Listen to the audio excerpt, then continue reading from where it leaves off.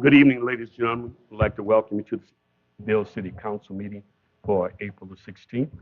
As I look across the audience and I see citizens here as well as staff, specifically for the citizens, we say thank you for your presence and coming out to see your city council and our staff working to continue to move forward to establish policies and keep the city actively engaged in not only community activities but regional activities as well.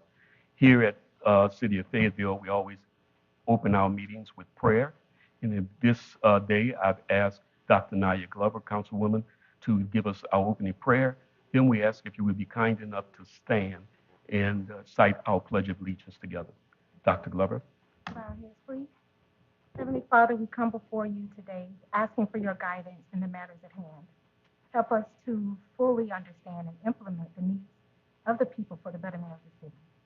Help us to navigate any challenges with a solid mind, open hearts, and a listening ear. Strengthen us in the face of adversities that we may face with resolution. God, bless the city of Fayetteville, citizens and staff. In your name we pray. Amen. Amen. I pledge allegiance to the flag of the United States of America and to the republic for which it stands, one nation, under God, indivisible, with liberty and justice for all. Thank you, ladies and gentlemen, for accommodating. Please note that we have an agenda that has already been prepared.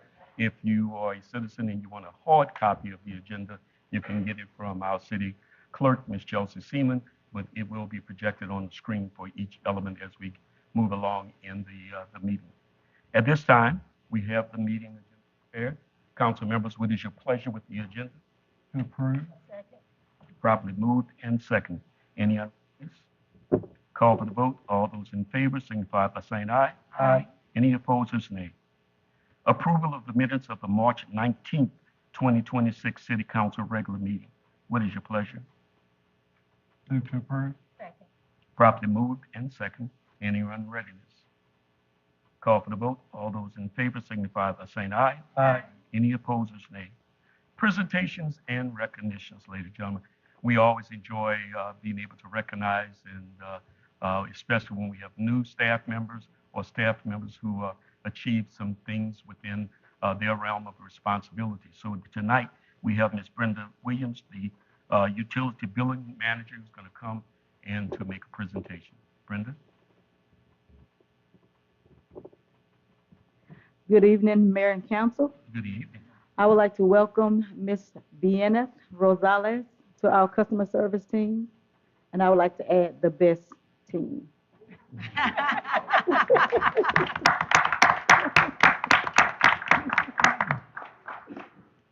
Welcome, Ms. Rosales. I think you will eventually get an opportunity to meet all of the council persons, and we just welcome you aboard an outstanding city staff. I don't know if I'd agree with Brenda because I got my police chief back there, and he carries a gun. So, but we welcome you to an outstanding staff here in the city of Fayetteville. Look to meet you personally.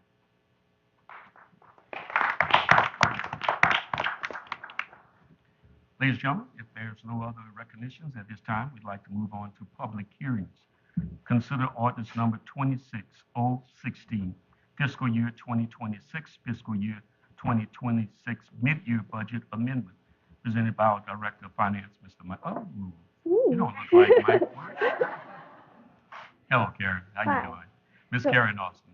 So I know we have a full room tonight, so I'm going to try to be mindful of everybody's time. But tonight we're going to be talking about the mid-year budget amendment for fiscal year 26.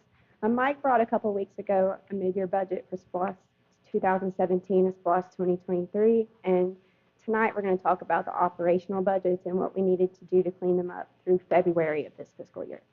For the adopted budget of fiscal year 2026, for the following funds, we had an adopted budget of $47,744,000.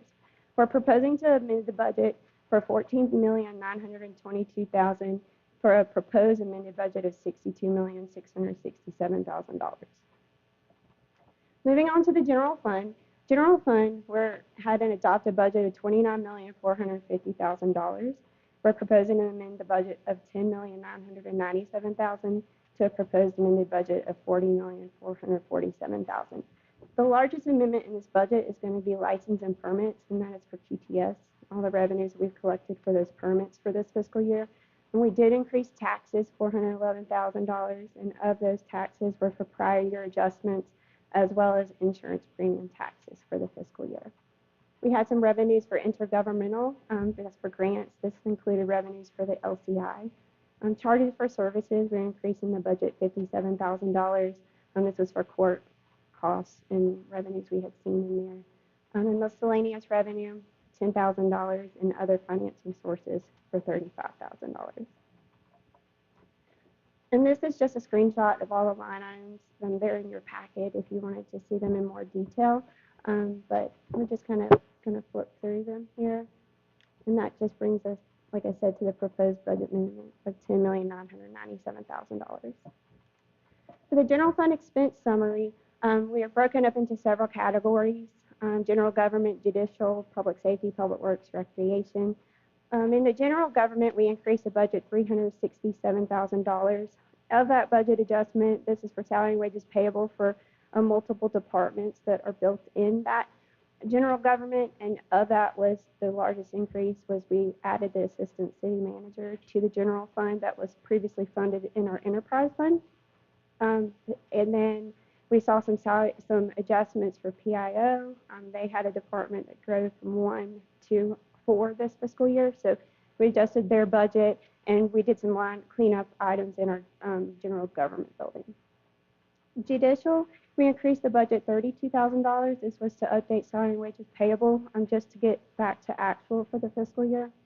Our largest increase for the general fund is going to be in public safety, as well as our housing and development budget. But public safety, this consists of police and fire. We did have a large expenditure in the police fund where we purchased the property for the new the public safety municipal court headquarters. We also did some salary wages adjustment in the year for the transition of appointing the new police chief and then adding additional personnel into the building, into the department, I'm sorry. In fire, we did the same thing, adjusted their salary and wages payable, as well as we had some fire equipment that was purchased. So that makes up the $4.2 million. Public Works, we adjusted the budget $23,000. This is for salary and wages payable. Same as recreation, we just updated to actual numbers through February. And then the largest portion was for housing and development, and this is the match expenditure for Safe Built. We have a contract where we pay for our permits. We collect the revenues, but then we pay Safe Built a certain percentage, so that's just the offset of the revenue. In other financing uses, we did have a contingency line item built in for some of the positions that were budgeted in public safety. We did reduce that contingency by $600,000, but then we've increased this budget to balance the budget for the increased revenues just to match the expenditures in the budget. And then the following slides just does show and reflect these changes that were in the budget. And if anybody wants to see these, we can meet and show them after the meeting. So that consists of everything for the general fund. So we're going to move on to special revenue funds. In the special revenue funds for confiscated assets, we were asking to increase the budget $102,000. This is our seize fund, where we get awarded cases that police officers are working on at the airport, and we get a portion of the proceeds of the cases that they're awarded in court. So this year we've seen an increase of those cases, so we're matching the revenues to the expenditures of $102,000. So we adopted the budget at $45,000, and we're proposing to amend the budget to $147,000. Moving on to the hotel motel fund, we adopted a budget of $900,000. We're increasing this budget to $400,000 to a proposed budget of $1.3 million. And we've had an increase of hotel motel revenues, and so this transfers into the Main Street fund. So we will have this budget that matches the Main Street budget. The Main Street budget, we adopted the budget $1,418,000. We're increasing it $400,000, and that's for the hotel motel revenues. And the new proposed budget will be $1,818,000. Capital Projects Fund. This is where we purchase all our capital outlay. And we adopted a budget at $2,790,000. We're increasing this budget $257,000 to an amended budget of $3,048,000. When we adopted the budget, we did a lower lease. When we adopted it, we were going to do a lower lease purchase for capital outlay, but we went in and did a larger amount, so we're increasing it by $220,000. And then the projects that were allocated to these funds, we've just adjusted those numbers accordingly to what the capital outlay that we purchased. Our TAD fund, we adopted the budget at $900,000, and we're increasing this budget by $365,000 to an amended budget of $1.265 million. Our revenues that we've collected for TAD is at $1,210,000 for the year, and this is through February, so we expect we'll probably increase this one at year end as well. Moving on to enterprise funds, the only budget we're adjusting tonight is the water and sewer fund, and we're increasing the budget from $12,240,000 to $14,640,000, and this is for the lift station that we installed for the U.S. Soccer Center. So we have an expenditure of $2.4 million with a match revenue from outside sources to fund that project. And that's all I have. If any of you have any questions. Okay, thank you, Karen. Appreciate Excellent you doing job. such a timely manner. If I will ask the council members if they have any questions for Ms. Austin on the amended budget. Hearing none, are there any questions from the citizens? Again, hearing none, at this time I'll bring it back to the dais and ask the council members, what is your pleasure with ordinance number 26016? Move. Second. Properly moved and seconded that we approve. Any unreadiness? Call for the vote. All those in favor signify by saying aye. Aye. Any opposed, say nay. All right. Consider resolution number 26R15, authorizing staff to transmit the capital improvement elements 2026 update for fiscal year 2025 to the Atlanta Regional Commission and the Georgia Department of Affairs for review in accordance with requirements pursuant to Georgia Planning Act of 1989, presented by our Director of Planning and Zoning, Ms. Julie Brown, who will also introduce a guest presenter. Good evening. My staff report is in the packet, but Ms. Paige Hatley from Ross & Associates is here to present the update to you tonight. Ms. Paige? Thank you, Julie, and good evening, Council. Good I evening. appreciate the opportunity. I do just have a very brief PowerPoint that covers what is in your packet. Sorry, thank you. Perfect, appreciate it. Which is basically it's a status report that is required of all communities in the state that collect development impact fees, which are a one-time fee collected from new development to help pay for the cost of expanding public facilities that are needed to serve that development. In Fayetteville, that specifically means parks, police, fire, and road projects. Oopsie, wrong way. Okay. So I want to relate this annual reporting requirement to a master document that you have that also is required of all impact fee communities called a capital improvements element. It was adopted in 2018, and it is the master listing of all long-range projects over the next 20 years that are needed to serve future growth. So while that's a requirement, that 2018 document is still valid, but the Georgia Department of Community Affairs, or DCA, on an annual basis wants a status of those projects. They basically want to know what's going on with every community's development impact fee program. So that's what brings us here tonight. They require a public hearing to receive any public comment on that brief annual update report that's in your packet. And then formal authorization is required via resolution that allows Council to give the okay to move the draft document into the review pipeline. The DCA has set a deadline for the city of June 30th of each year for adoption. And so this is typical, coming before you in April, gets it moving and allows sufficient time for review and ultimate adoption by Council. two main components comprise the brief report. The first is financials. So this is a summary table from the previous fiscal year. It contains all of the information mandated by the state. So what was collected, have there been any expenditures, what's expected or what's available, what are the balances for the fund accounts for parks, fire, police, and roads. What's not shown here but is included in the packet are detailed tables addressing each of the public facility categories. So for Parks and Recreation, for example, there's another table that pulls forward from the 2018 CIE all of the projects eligible for funding, and then just gives a status of each. So a little bit more detail, but what is shown here is the bare minimum required by the state. The second component is a 5-year work program.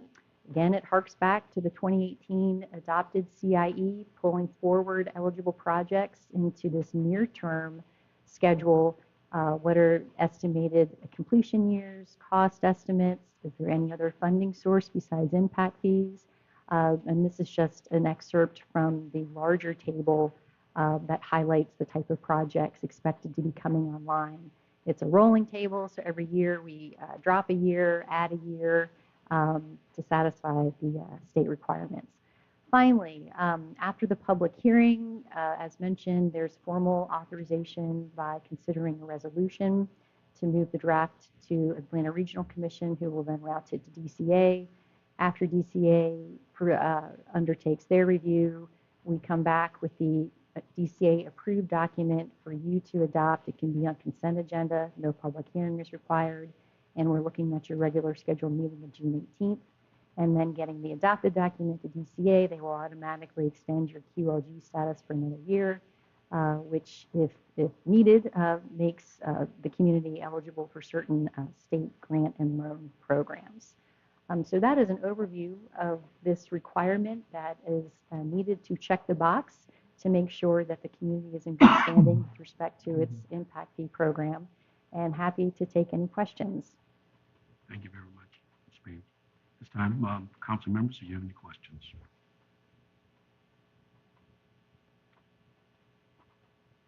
Are there any citizens who may have questions on CEI? Yes, sir. Please come up to the mic. Give us your name and your address, please, sir. Hey, Jesse Brooks, 730 Becky Court. It was a really quick question. I apologize. The Fisher Road extension, which Fisher Road is that?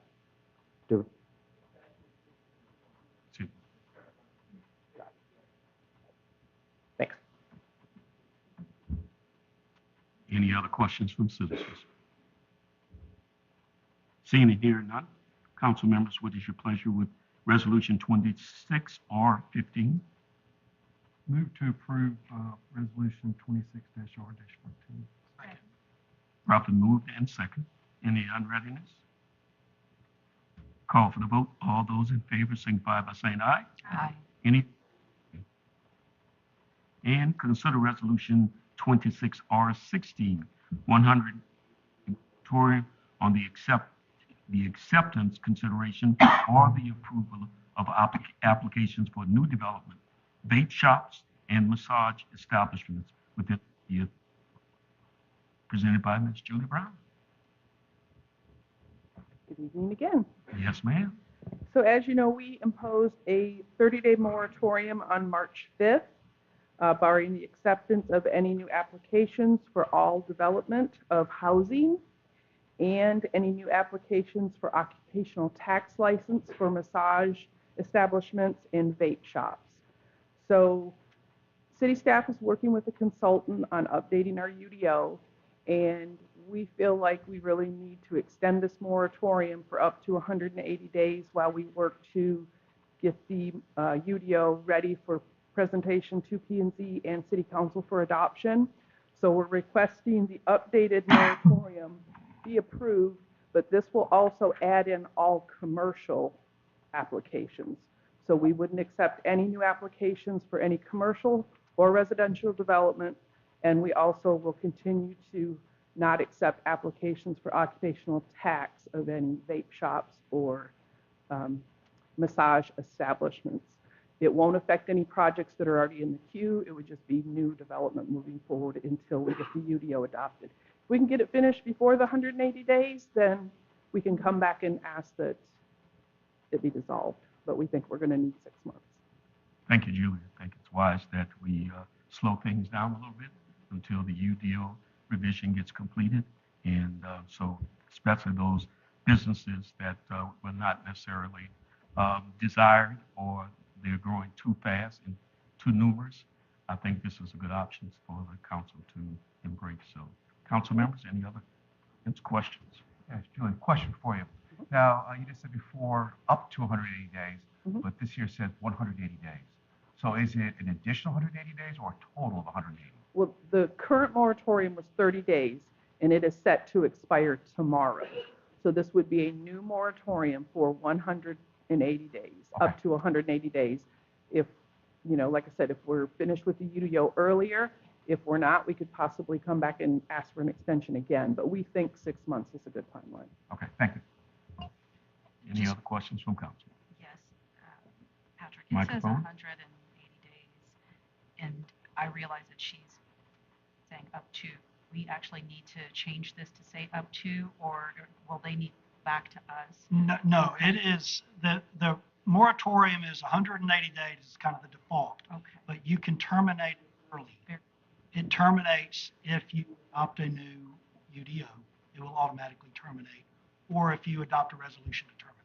So that's why we're saying up to 100 days. It's going to be a pretty tight timeline to get the 180 days. Sorry for any confusion. I'm hoping we can get that done within 180. It's going to be a tight schedule. And I just Okay. wanted to make sure sometimes if it says a hard 180 days, you Right. need to know if you finish before then what, right? What's that next step? So no confusion, just Okay. a point of clarification. Thank you. Any other council members? Are there any, so we have a question on this resolution. Please come to the microphone, sir. Please state your name, your address, and your question, please. Thank you, Mayor. My name is Bill Burke. I'm a resident in the county on Veterans Parkway, right near Trilith Village. My question goes to this moratorium. We live in the county, and 3 of my neighbors got together. We would like to be appended and brought into annexed into the city. We're affected by the use of the moratorium, and we understand generally that the UDO is meant to define which areas promote which kind of residences and businesses. What we're trying to establish is when would we be able to apply first stage to annex into the city while we wait for the UDO to eventually get worked out so that we can move forward. What we would like to do is bring our proposal back to the planning and zoning to build a nice residential plot there. We had a discussion over the last year, and then it was stopped because of the moratorium. And I got a little snippet today from one of the other planners that this has to do with legal alignments of what normally goes in the zoning, and then how we understand, how the planning and zoning understands, are we completely within legal guidelines that affect from outside in and inside out, so that there's no way to challenge the appropriateness of the UDO. So my general question just goes to that. When would me and my neighbors be allowed to apply to annex into the city? Does anybody know? Thank you. So you would not be able to apply for annexation until the moratorium is over. And we're open to accepting applications again. Okay? Any other questions from the citizens? Seeing and hearing none. Council members, what is your pleasure with 26R16? Move to approve. Second. Properly moved and second. Any unreadiness? Call for the vote. All those in favor signify by saying aye. Aye. Any opposers, nay. Ladies and gentlemen, we move on to consent agenda items. These 4 items are listed as consent agenda items, which means that we discuss each and every one of them individually. The staff has provided information, adequate information to the council. We will take them as a group of resolutions that we are grouping and approving together. Consent agenda items 26, 26R14, the reinstatement of self-funded medical plan summary description for our plan year 2026. 26R17, items declared surplus. 26R18, assignment and assumption of memorandum of understanding. 25R61, from Meridian Investors LLC to Fayetteville Apartments Owner LLC for Meridian on the Square development. And 26R19, the establishment steering committee for the City of Bill's comprehensive plan update. Members, what is your pleasure with the consent agenda? Move to approve the consent agenda. Second. Properly moved in second. Any unreadiness? Yeah, I just have a question, Ray. The method of communication for 26R14, because this will then become the Bible, if you will, for this plan. This is the Bible. So what methods are we using to ensure we're communicating to all of staff, making sure, and then do they have to sign acknowledgments? What's that? Because council needs to know those steps. You can come in and answer that. Make sure. Good evening. Good evening. So once it's approved, it will be put on our UMR website for the updated plan. It will also be placed in Employee Navigator, which is our bin admin system, and it will be emailed to all employees. Are they required to sign No. off on anything No, or they're- acknowledge receipt? No, they are not. They can go in and view, and the SPD is the summary plan description. It just says what's covered, what's not covered, how much is covered in our medical plan since we're self-funded. Okay. All right. Thank you so much. You're welcome. Any other questions on the consent agenda? Council members, what is your pleasure? Move to approve the consent agenda. Do I have a second? Second. Okay, it's been properly moved in second. Any unreadiness? Call for the vote. All those in favor signify by saying aye. Aye. Any opposers, nay.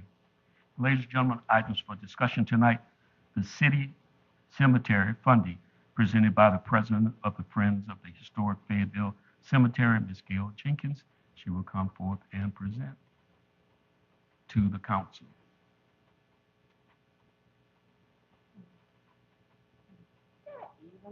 Hey, Ms. Gail, how are you? And Ray, the city manager, and Chelsea, the city clerk. I come to you guys asking for consideration of funding of the J.J. Jackson grant. It is a grant that I think every 6 months, if I'm right, did Michael Bush leave? Every 6 months that is sent to the city of Fayetteville. J.J. Jackson was a merchant here in Fayette County. His father owned a store. He bought up a lot of real estate. He made well on it. He had $4.5 million in the bank, and they draw the interest. 5 different entities in the county. Well, I take it not in the county because Young Harris gets some money in another place up in Raven Gap. But there are like 6 of us, 5 or 6 of us that get money. We get 7.5% of the interest off the $4.5 million. So I am requesting if you would look into letting the cemetery have these funds for our maintenance that we're doing, or at least half of what Michael gets in from the Bank of America / Merrill Lynch that handles the trust fund. We have been diligently working in the cemetery. This is our 5th year. We are a 501c3, and I feel like we have made leaps and bounds in improving the cemetery and what we've done. This is the first time that we've come back after money, and one of my requests is because we did not get a $10,000 grant that we had gotten previously, it was cut down to $3,500. So if we were to get $7,000 of the $14,000 or so that the grant is to trust money that comes into the city, then we would be able to continue to work like we've done, and that will get us through the fiscal year.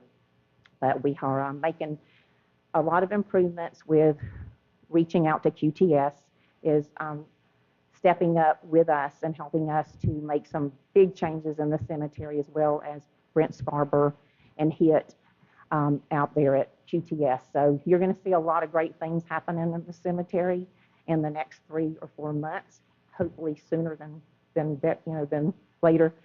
So I encourage you to get out and look at our cemetery and what we're doing and what we have done and how we will continue to improve. So I'm going to leave it at, if you would please consider letting us have that funding. Michael is working with trying to find out how this could be filtered and doing it the correct way. We have spoken several times, and I will do my part in partnering with making sure that we turn all of our receipts over to them in case we are audited. I have no problem with the money continuing to be funded through, and because it's really a good checks and balances for us to have it where somebody else is overseeing what we're doing, and that there's no embezzling, or we're not like, going out to eat at Longhorns every Friday night or something. So that's good for us to have that checks and balances for us to see, that Michael's going to double check me and vice versa. So that's all we need. So your ask tonight is for the 50% of the. 50%. Is it 14,000, Mike? Approximately.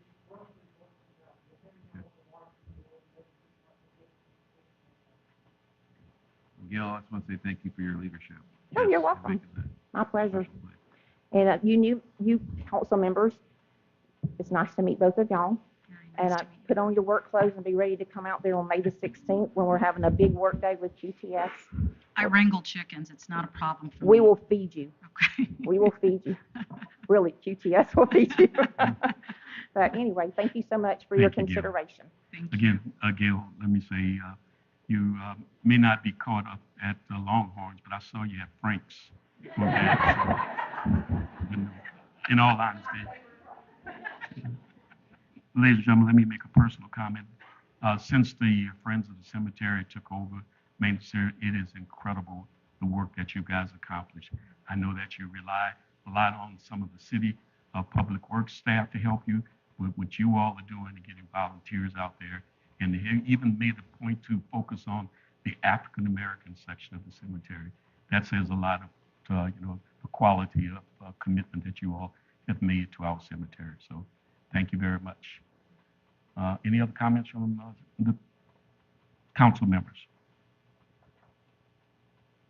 Do I have a motion on this request? It's just a discussion item, so I would actually. I would like to take it to a motion. I think we need a motion to say 50% of the funds. Thank you. Mr. Jackson. I'd like to make a motion to approve 50% of the J.J. Jackson grant to the Friends of the Historic Fayetteville Cemetery Group. Second. Properly moved and second. Any unreadiness? Vote. All those in favor signify by saying aye. Aye. Any opposers, nay. Thank you very much, ladies and gentlemen. We'll now move on to reports and comments as we approach the conclusion of this meeting. Do we have a need for executive session? Yes, we do. Okay, we do. Okay. And it will be for acquisition of Okay, we'll make that motion. City manager? It's that time of year, Mayor and Council. A lot of events are going on, a lot of the park. I'm not going to walk through them all. They're up on the overhead. I will mention, though, that we do have Georgia Cities Week that will be participating in April 20th or April 25th. A lot of events going on here and throughout the city regarding that week. So, and that's it from me. Thank you very much, City Manager. City Attorney, anything? nothing for. Okay. The council members, anything? I'd just like to say welcome to our new customer service representative. Welcome to the City of Fayetteville's team. And I'd like to say great presentation in finance. My career was corporate finance. You know, it's not easy getting in front of people, talking about numbers and all of that, and making sure to unpack at least what you think are those critical things. And so great presentation. Thank you for that as well. Anything else from? All right, ladies and gentlemen, we now open the floor for public comments. This is an opportunity for the citizens to come forward and to address the council on any issue, concerns, compliments, constructive criticism. We ask that you be considerate. If you have something that that you're very passionate about, we'd express your passion in I think in a very calm and considerate, respectful way. But come up and give us your name. You have 3 minutes to voice what's on your mind. Please, the floor is open.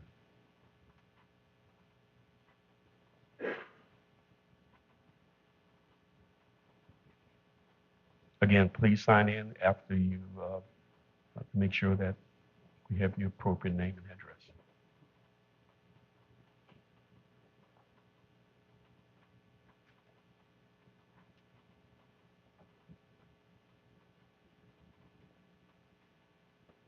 Okay, my name is Wanda Clark, and I'm a resident of St. Andrews Place, a subdivision right off of White Road. And as a retired educator, you always give the glows before you give. I want to give the city council some glows. There's some positive things I see going on in the city. The parks and the roads are looking a little cleaner, and I see some communities that are being built that are not lowering the standard, but trying to at least bring it up some. Some of the areas where I think we need to really consider is I was really concerned about in St. Andrews Place, in a 2-mile radius, there are 6 liquor stores. And every time I go by there, there's 1 or 2 cars. So please be sensitive about putting, more of that into Fayetteville. Second, within a mile, there are 6, mile and a half, there are $6 stores.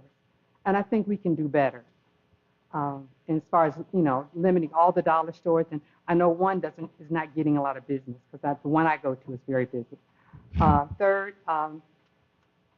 I drive down 314, meeting with other retired educators we meet, and I go from 314 all the way to where you turn off at the airport.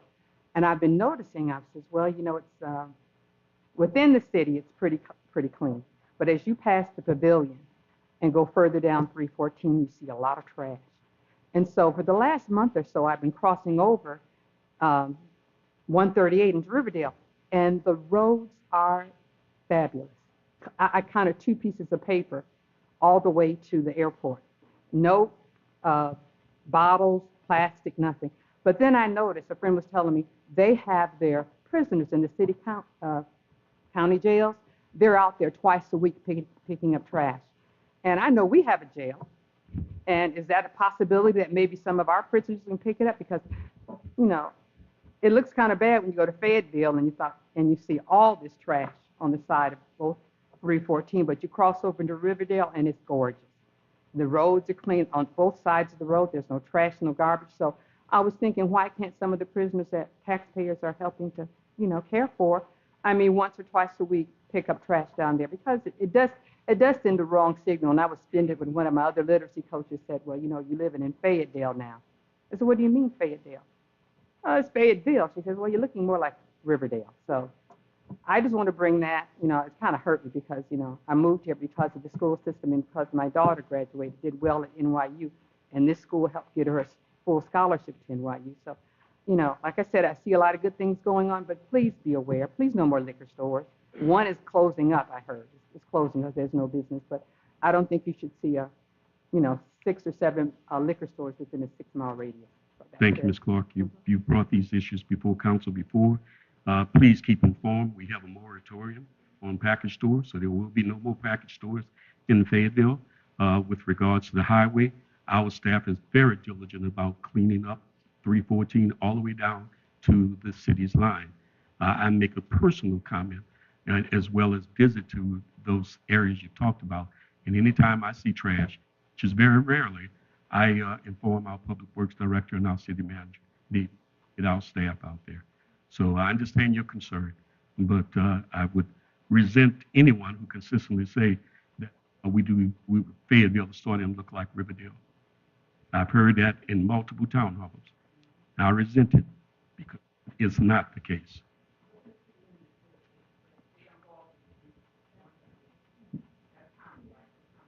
That is the county. So if you've got an issue with that, please go talk to your county board of commissioners. Okay? I would just like to say, sometimes, first of all, because I don't think I've ever met you. Oftentimes, other places, companies, this case cities, do thing, but we may not know all the intricate details. And you were inquiring about using the assistance of people who are going through challenges, whatever that looks like, right?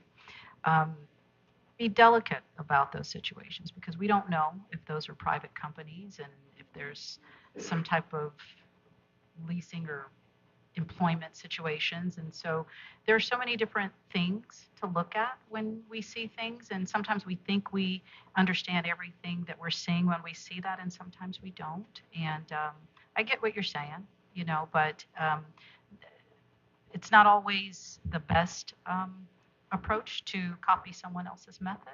But I do hear you. I know some of the concern on that in the past has been we have to pay for the one officer over them. I think it's like a regular salary and plus a vehicle. So I know that was an issue in the past, but it's something we could definitely look into as part of.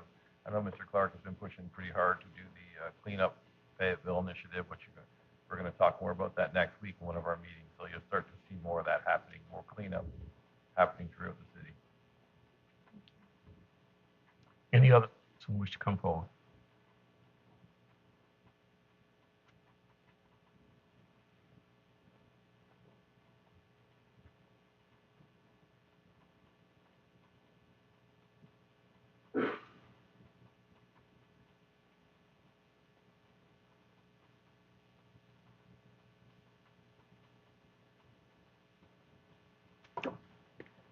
Jesse Brooks again. Regarding the Keep Fayetteville Beautiful Cleanup Day, and this actually, I think, relates to the previous question. I know that in some cases, some of the trash that we might be seeing, or maybe some of the junkier areas along the highway are sometimes properties where the owner does not live there, or there's not still a home or a family or a business that's in business there. I'm thinking of, as we're picking up litter, if there are properties in our neighborhood or area that have large amounts of trash, but we don't have permission to go and clean that up, what would be the best process for that? And then I also had a question about the comprehensive plan coming up. I've heard that we're taking applications online for citizens that would like to take part, and I just wanted some information about that. Thanks. You can see Ms. Julie Brown. She'll be glad information, which will go to our website as well. Oh, yeah, that should be launched online now, so awesome. Those applications. Thank you. As far as the complaints storage on people's property or unsightly, aesthetically unpleasing areas, I would just go through Fix online and put it in there, and our code enforcement will get the information. Thank you. I just want to note too that the plan is to move eventually. We're going to talk to council about this next week, moving our code enforcement into the police department. Oh. Okay. So, and we're kind of changing that process up a bit. So you're going to see a lot of more citations going out. I don't want to be mean, but we're going to see more citations going out because we're going to start cleaning up our city a bit better. Thank you. Thank you.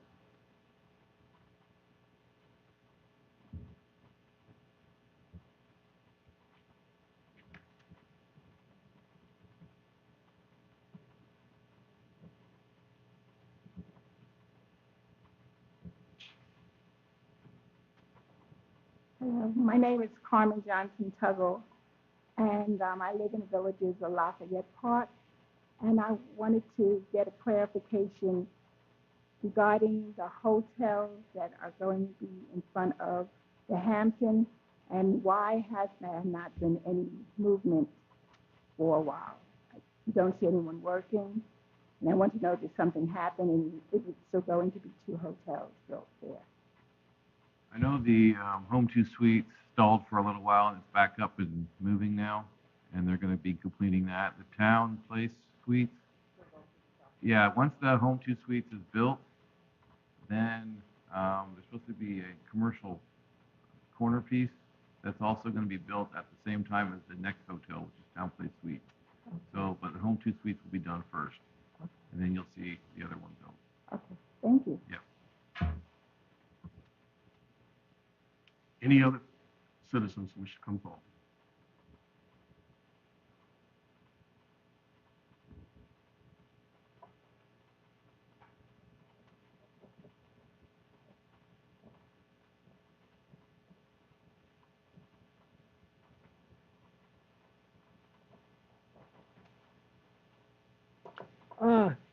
My name's Robert Hawley. I've been here a couple times to every one of your meetings because I'm not tired of things getting done without even knowing about it. And I have a problem with people dumping in the dumpsters in the city, and they're not even part of that community.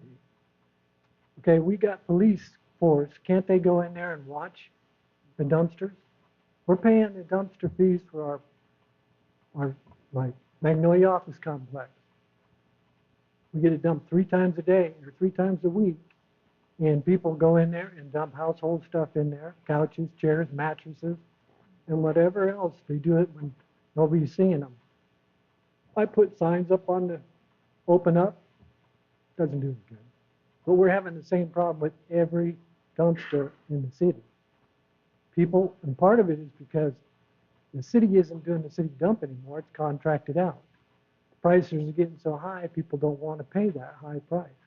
You used to be able to take a truckload of wood from your yard, pay $5 for it, now they charge you by weight. Because you guys now contracted it out to Waste Industrial, so the price keeps going up. I took 2 loads in my truck of just wood, which wouldn't be wood for the one area, it would be decking. It cost me $158 for 2 half loads on an 8-foot box. So let me ask the question, the dumpsters you're referring to, are they on private property or public property? I'm talking about this city dump right here, just on the other side of Graves. They're not Graves, but county dump. So it's not the city dump, it's the county dump? That's Amways that runs that, correct? County? That's county? Yeah. Okay. My mistake on that. So that has nothing to do with the city. But the city, we pay for polices. Can't they go by and watch these dumpsters and make sure no overnight dumping is in these dumps? Once again, sir, to just inform you that that's the county. Our police My officers. business park is right here, Magnolia Office Complex. That's in the city. So I'm saying, please have our police force watch all these dumpsters. I don't think that's a good use of police services, I'm gonna be honest. I think code enforcement could be out there checking that. But I also, are they enclosed? They're supposed to be enclosed, and I wonder They if you are could- enclosed, you have but a they key? open them up and then they leave them open. Do you have keys to lock them? You can't do that with 66 units. Everybody would have keys everywhere.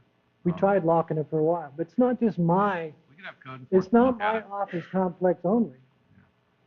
We're getting dumped Plus, we're not stuff. gonna know exactly what's supposed to be dumping. Yeah. About that. Yeah, cameras are good. We did that for a little while, but it didn't work because people knew where the cameras were. Well, But I've seen cops going, policemen going in there and driving in the parking lot. Maybe make a special trip just to go and check out the dumpster. Even if someone's dumping in there, they're not gonna know first unless they ask, approach and say, hey, are you, I do when I see someone in there and I'm dumping from my own units. I automatically go up. Are you from one of these units in here? What unit are you from? I even had a police come out and he looked at this one box that had an address on it. It wasn't even, it was something out of Trilla. Well, he ended up contacting her and she came and got it out. What about a, Ray, what is the ordinance on that?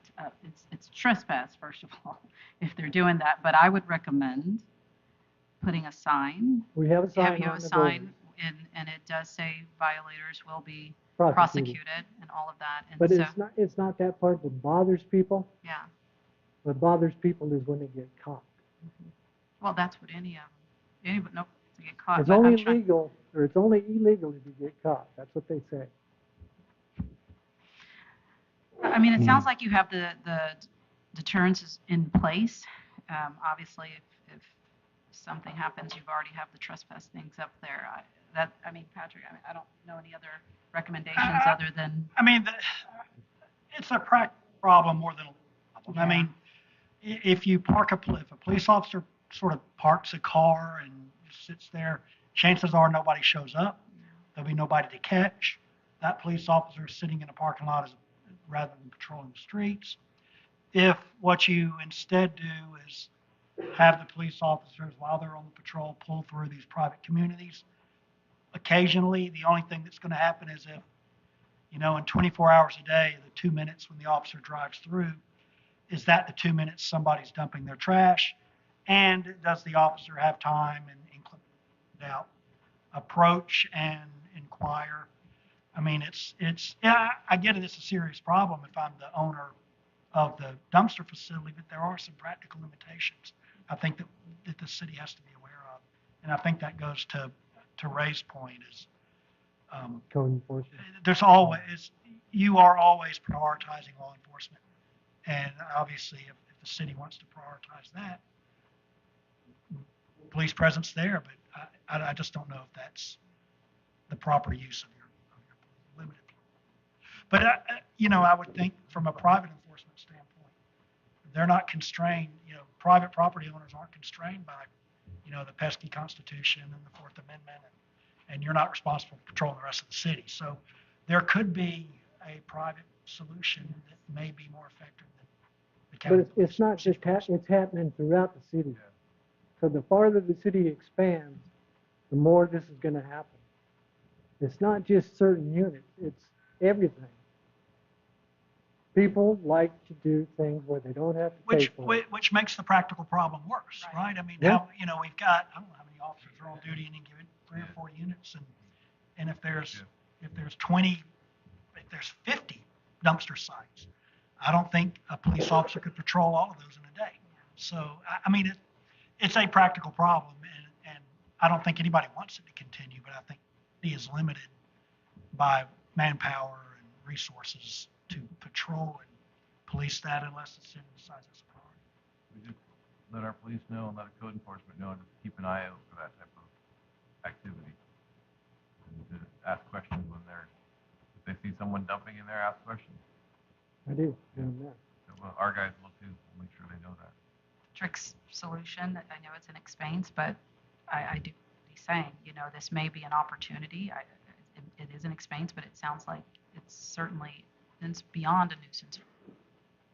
Private security may be helpful to assist with that. It certainly, because otherwise you're faced against officers facing a priority on calls, and certainly don't want to risk, having to use those resources that way. I know that that's an expense to you. I know, and I get it, right? But that just may be something you want to consider, even if it's just one patrol security officer.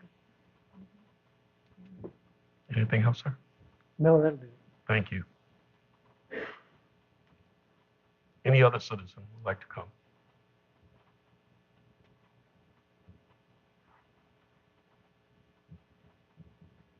Did you forget to say something, Ms. Gail? Yeah, we said 50%.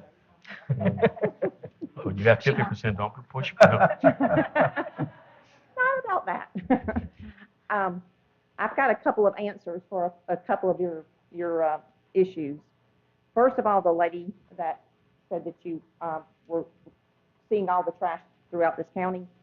I'm the 7th generation Beck Countyan, and I really, as the mayor, don't like the comment that whoever it is that your friend stated about the city of Fayetteville looking like Riverdale. It is nowhere close to what Riverdale is. And I saw Old National, that happened to them. I saw what happened to Riverdale. Fayetteville, you're lucky to live here. If you live in Fayetteville, okay. I would have never repeated it to these fine people, but, right, okay. For one of your things that you said about the prisoners out there, and Ms. Moultrie said it as well, you don't know who those people are hired from. I can tell you, because I've reached out to Barry Babb, our sheriff, who would be your county person that would take care of the area.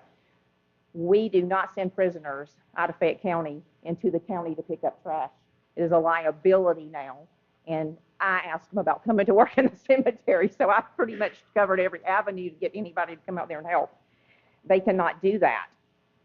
Now, could you go to a judge like Judge Jason Thompson, who has started all these programs, and say, can some of the people from your DUI school or people that are repeat offenders come out and possibly do that? Yes, but that's going to be through the state or through the county. It's not going to be through the city of Fayetteville. And for your problem with the dumpsters, if that was my problem, I'd be sitting out there with a gun. I just want to say on the record that the city of Y'all can't Fayetteville is say not that. endorsing any violence of any kind. Not talking about violence. I don't believe that person would come back and do that again.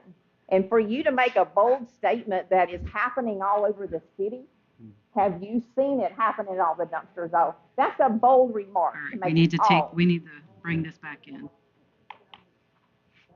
all, sir. That means all of the retail property that has dumpsters behind it. Ms. Gill, Ms. Gill. Yeah. Let me take control. Thank you very much. I Okay. appreciate your comments. And If I could just add too, Ms. Clerk, when I first started here, she used to come to me a lot of times we talked about cleaning up the city, and I want to give her kudos for that. Mm-hmm. Yeah. Yeah. Mm-hmm. There's other ways to tackle the problem. Yeah. In walking and picking up trash yourself. Yeah. All right. thank you, Gail. Good. Appreciate you. All right. Any other citizens? What took you so long? I know. I tried to sit through. Yeah. Philip Money, Red Wine Road. I love coming to the meeting because I love being here. And I love hearing everybody's perspective on this particular location, Fayetteville. Because for all intents and purposes, I'm relatively new. I got 8 years in, but compared to most of you, that's a zero. So my brother over here, I want to definitely talk to you because I know what you're feeling, because I happen to live on Mr. Red Money, Wine Road. Mr. Money, I'm sorry, I'm going to ask you, as a matter of protocol, don't address him. If you have something for the council, if you have something to share, gentlemen, please do My it after the mistake. meeting. I apologize. What I wanted to share was, I live on Red Wine Road. The problem stems from bad actors. That's all this is about. We have bad actors among us, and bad actors always do what they do, circumvent. I get up, I pick up trash on the road because I have a 270 front. I can't babysit it. Bad actors are going to be bad actors. So I get out there and I clean it up. The same thing I believe, I don't want to act like I know, but I believe is the same thing that is being brought to you about these dumpsters. We have individuals that have an I don't care attitude, and they're bad actors, and they're making it bad for everybody and making it uncomfortable for everyone. So as far as having a resolution, hell, if I had that, I'd probably own America. So I don't have a resolution. The Thank only you, thing Mr. I Money. would say is in closing is this. If you see it, maybe if you take a picture, get a license plate, and feed it to the locals, maybe they can do something. And you can do that very discreetly without a confrontation. But you're never going to change the behavior of bad actors. And I think once we put this strategy into play that we're going to do for the cleanup Fayetteville, I think you'll see less people doing that because they know we're watching them. Sounds good to me. All right, let me get out of the way. No, fine. No, he's not. Don't tell him that. All citizens are welcome to share not their Mr. thoughts Money. and opinions. Thank you very much, Councilwoman. Okay, ladies and gentlemen, at this point, we're going to bring this to a close unless there's someone who has something else to want to bring before the council. We have to go to an executive session, and at this time, I will entertain a motion that we go to executive session to talk real estate and litigation. Second. Properly moved and second. Any unreadiness? All those in favor, signify by saying aye. Aye. Ladies and gentlemen, you're welcome to hang around. We don't know how long we'll be. We will report out once we finish.